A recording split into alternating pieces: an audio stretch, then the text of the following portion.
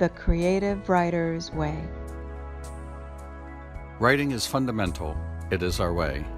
From stories come history. From history comes belonging. From belonging comes a sense of where we were, where we are, and where we are going. This is the foundation of civilization. This is Dr. Skylar Madison. Find your story at skylarmadison.com. This is Dr. Skylar Madison Fontana and the Creative Writer's Way. Today I have the pleasure of talking with Jim Lee, an investment manager who focuses on the analysis of emerging technology, social trends, and also the author of Resilience and the Future of Everyday Life. And I can't think of a more important mindset than resilience at a time when resilience is probably more important than ever today. Welcome, James. Are you there? It's wonderful to be here. Yes, thank you. Thank you. And just to start off, would you mind giving us a little bit about your backstory and how you were called to do what you do? Sure. So I have a few different designations under my belt. I started out as a financial planner back in 1990-91. I did that for a few years and just continued to grow and develop. I was actually at a college reunion at William and Mary, which is where I went to school, and I was standing around for one of those group pictures. And I asked one of my colleagues what he did for a living. He said that he was a professional futurist, which I thought was just the coolest thing ever.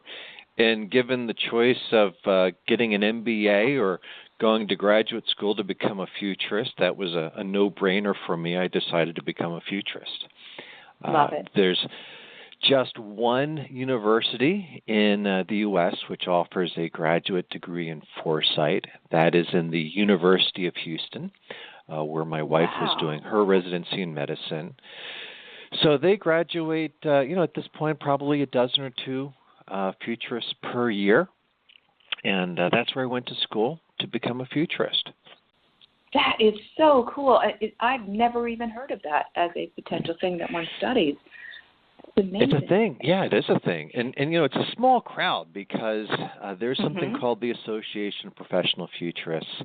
There are about 500 worldwide that are in this group, and if you are a futurist, you run the risk of knowing everyone else in the business in the U.S. because there's just not that many of us. So could you define futurist, and how would we kind of, process that? As someone, Sure. So it's a discipline. It's called strategic foresight, and that's really the process of using what we know about the future to make better decisions today. And I just happen to apply that to the financial planning process. So generally speaking, there are three different types of futures that we study. There's the probable future, which is really about forecasting, which is what you think is going to happen. There is the possible future, which is what could happen, okay? And then there is the preferred future, which is what you want to happen, okay? So the whole goal is to be able to get the preferred future the same as the probable future. That's your future. Every future comes with its own toolbox, whether you're doing regression analysis for forecasting, whether you're doing scenario planning for possible futures, or whether you're doing visioning work, which gets a little bit more creative to think about the future you would want to have. Okay. So that's it sort of in a nutshell. I spent a lot of time doing forecasting. That's kind of my thing. But my book that I wrote a few years ago was really about looking at the upside of the financial crisis to figure out how people are adapting to an environment of economic uncertainty. So that's what resilience was about. Yeah, and we're going to get into that, more. But one of the things that struck me about what you said, you used the term regression analysis and visionary work.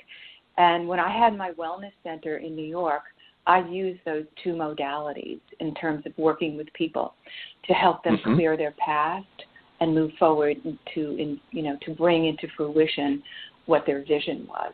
So I just was struck by, those terms in terms of like That's what I used to do with individuals.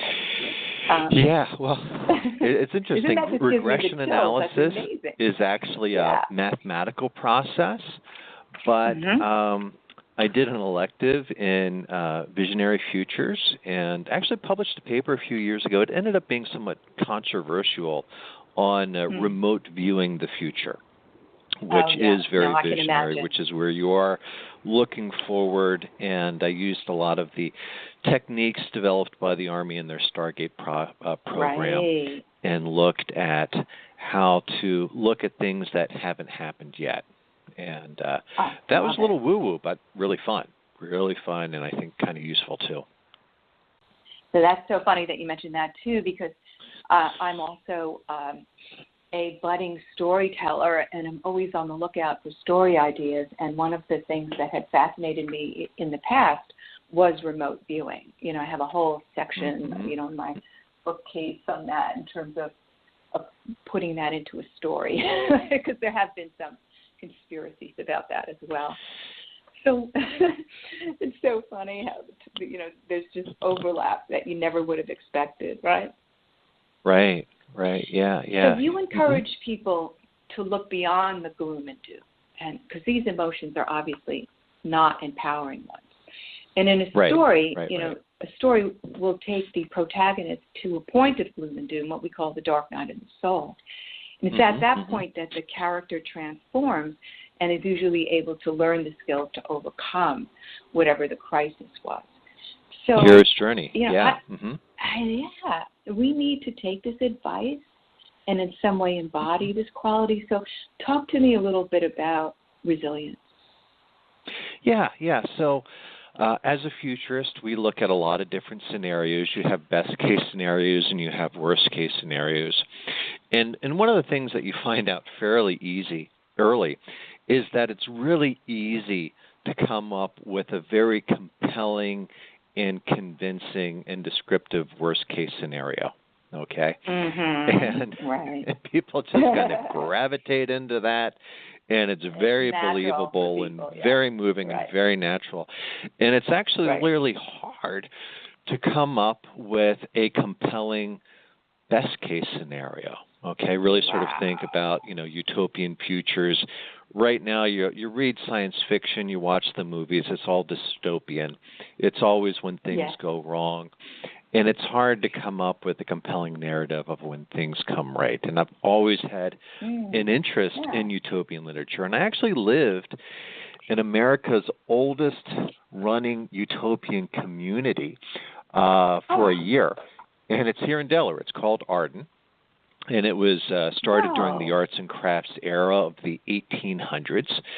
And it was sort of a commune built on a farm where nobody owned land. They had land rents as sort of a single tax system, and even today it's has about 2,000 or 3,000 households, flourishing community, and that was a vision that went right. So very cool, very cool. So my book on resilience was written shortly after the financial crash, and it was really beginning to look like the wheels were going to fall off the wagon.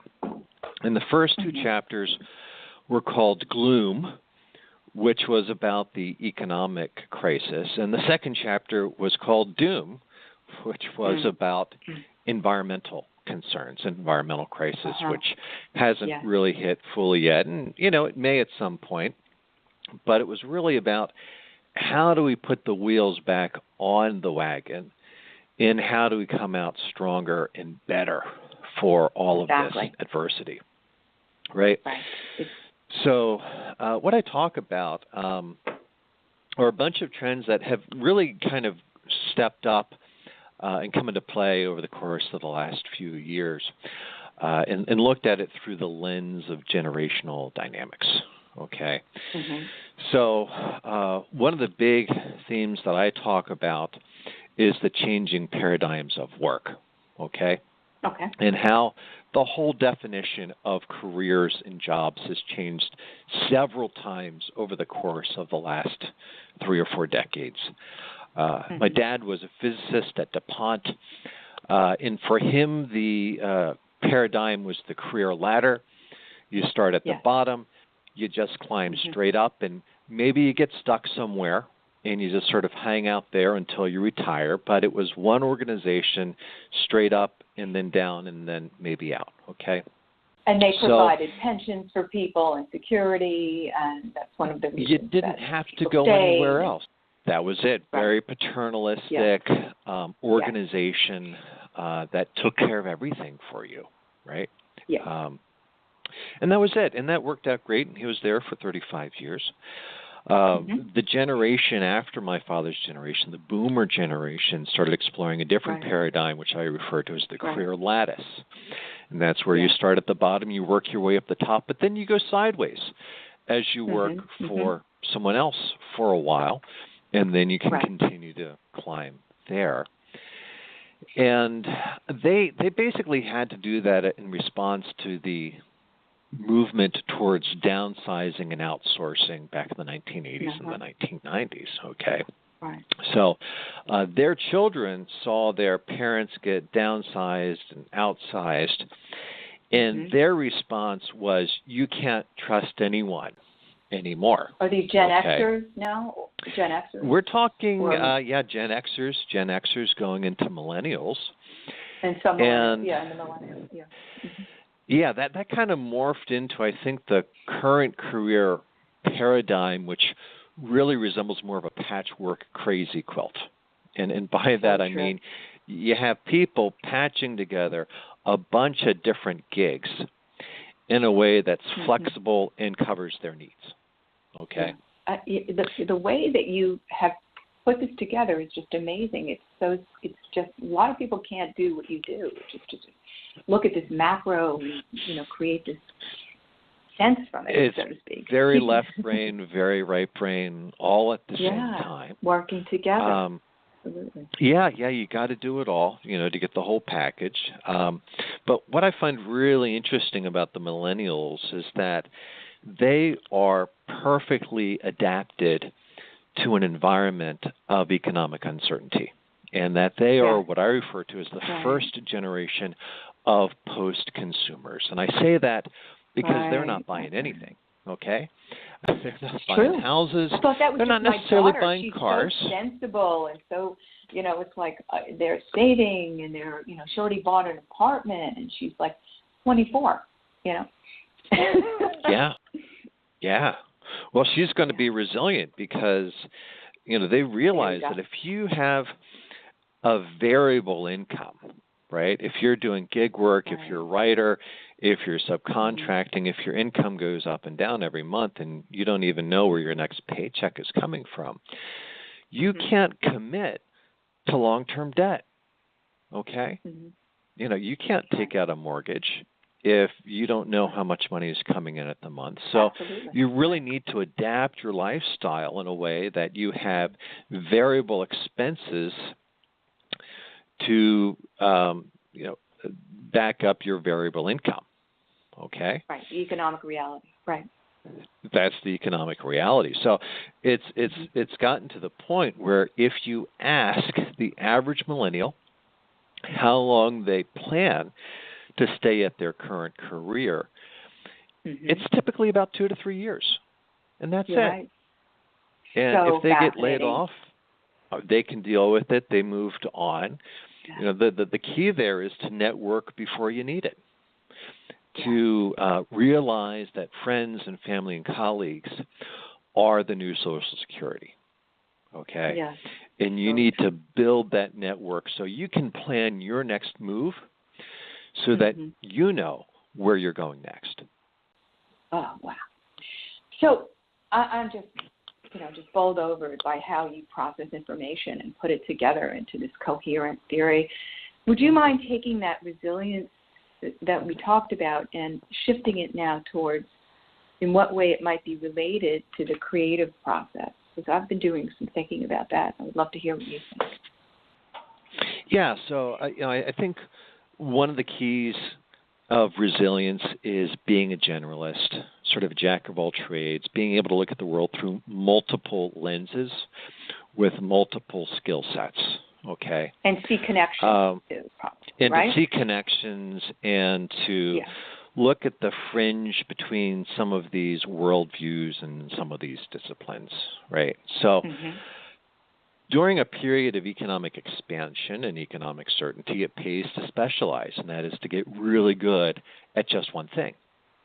During a period of instability, you need to be good at a lot of things, okay? You need to be more of a generalist so that you can switch your game to keep up with the changing times, okay?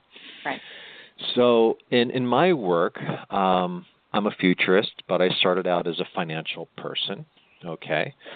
In the course of working on my book, I also learned how to write. I also learned how to speak and, pick up, a few other of these skill sets. And I kind of reached the conclusion that fortune favors the flexible, okay? And that you're going to be able to take on some of these new opportunities only if you're prepared when they come. So at one level, successful people in a lot of cases look a little ADD because they're all over the place. But that enables them to be flexible to respond appropriately when these opportunities come up. Got it. So resilience and flexible kind of go hand in hand. But what about this other quality of stick-to-itiveness? Staying the course. Is that antithetical to this, or is it related in some way? Well, yeah, it's kind of keeping your eye on the prize and also being true to who you are at the same time and not compromising your own vision and not compromising your personal definition of happiness, okay? And it's gotten a little bit harder and a little bit more personalized because in the age when we all worked for someone else, you had that external validation. You had your career review, you had your boss saying, good job, these are the targets that you need to hit, this is what you need to do. And since people started working for themselves, right, they don't get that validation anymore. And it all has to come from inside. How am I doing relative to what I want to achieve? Right. So you really have to tune into that. Yeah. The result you get is your validation, right? Right. Yeah. So one of the things that I found is I think resilience is integrally related to the creative process. That is to say, anything that you want to bring forward that doesn't exist is creative, right? And focus and taking action, a focused attention and taking action. And I don't think that they're opposed to each other because resilience implies this flexibility, that you could shift or, but still you can keep your focus, take action, even if you have to shift course. It's just being able to kind of see the bigger picture, I guess, another way to put it, right? And bounce back. That's another big part of it. Yes, there you go. Bounce back, that's it. Because a lot of people can also give up, if things are not going the way they thought or want, and then they can just abandon ship, right? Right. So can you talk a little bit about your process in terms of what motivated you to write Resilience, and what was that like writing that book, and what advice do you have to get your message out there? Yeah. So there's this Japanese term, I hope I get the word right, it's ikiguru, which is sort of the 4 components of being happy.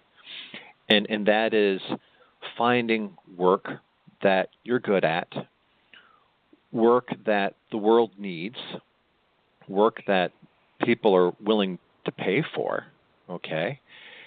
And what I did when I started the book is I had a few books in mind, and I kind of put it out there on a Survey Monkey saying, hey, what do you want me to write about? Okay? Brilliant. And I sort of crowdsourced that, and I let my friends and family make that decision for me because I didn't know what to do. You just knew you wanted to write something. I just knew I wanted to write something. I had a non-compete agreement in my own career transition, which said I had to do something, and it wasn't what I was doing. So I had 18 months to write. And, the question was, do I write about resilience and about the economic crisis, or do I write about, I was going to call it the investor's playbook. In other words, what do you do if this happens in the market versus that happens in the market? And those were the competing ideas that I had. And resilience really, I think, struck a chord. And subsequently, beyond the book, it's enabled me to travel. It's enabled me to speak, develop new relationships, and coach my own clients as they go through their own personal reinventions as well. Let alone what you learned as a result of writing it, because that's what we also do. We learn a lot just by going deep into the subject. Right. Yeah, there's definitely this period of immersion with writing that I really enjoy, and that is just living with the material, digging deep in as you can, and then you kind of got to set it aside for a little bit, let it cook, let it simmer, and then I think subconsciously your mind does a lot of organization behind the scenes so that when it's ready, it's like a download. It just hits, and you just start typing, and things come out, and it's kind of amazing. That is amazing what you just said, because you just essentially, explain the creative process. In terms of the research that I did, I didn't use the word dig deep, but it's the same thing. You immerse yourself into something, and you start, I actually equate the creative process to the hero's journey. You start in your ordinary world, but you accept the call, and that means digging deep. And then when you do that, you call it simmering, and I call it incubation. Right. It incubates. Right. It gestates. And it's definitely behind the scenes, I call it the creative unconscious, or you're partnering with the unconscious as a partner in your creating. And then from there emerges this inspiration, that it's really amazing how it works. That's what I found. And you just said the same thing, but in different words, that it just blows my mind, right? So that's the question. Did you work every day at it? How did you do it? What was your process? Because a lot of people, they want to write a book, but most of them don't end up writing it. Yeah, so my book took exactly a year to write, and my plan was to do 5 pages a week, pretty doable. And the actual process was kind of like curating a collection of stories and ideas, and then stitching those stories together in a way that supported the overall narrative and the vision of what I was trying to do. Brilliant. Yeah. So that was sort of it. And some tools that I use for that, Visual Mind for mind mapping. I also use Microsoft Notes now as a way of creating my own digital notebook for things. And sort of figuring out what the story is that you want to tell. Now, as a futurist, it's a little different for me than it would be for other people, to the extent that I tell stories about things that haven't happened yet, a small fraction of which might actually be true. So at any given time, I don't know if I'm writing fiction or nonfiction. There's no way of footnoting things that people haven't actually said.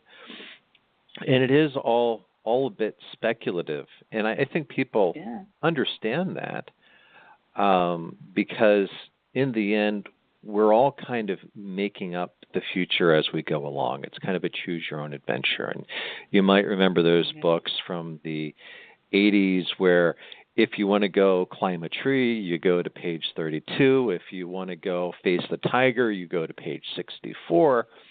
And the outcome is going to be different based upon your choices. And that's kind of what the future is all about. You've got a range of choices. And ideally, you want to be able to look down the road and see the implications of those choices before you actually make a decision. So one of the things that's critical about what you're saying is that people need to understand that they have a range of choices. And essentially, you go in and choose. And I think that's the proactive aspect of this that's very important to remember and not forget.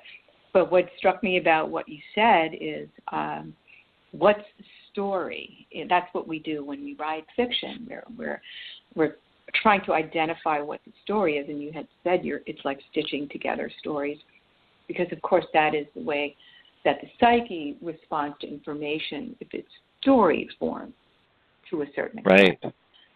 Right. And understanding who you are in your own story. Right. Mm-hmm. There you go. When are you going to start writing some science fiction? You sound like a person.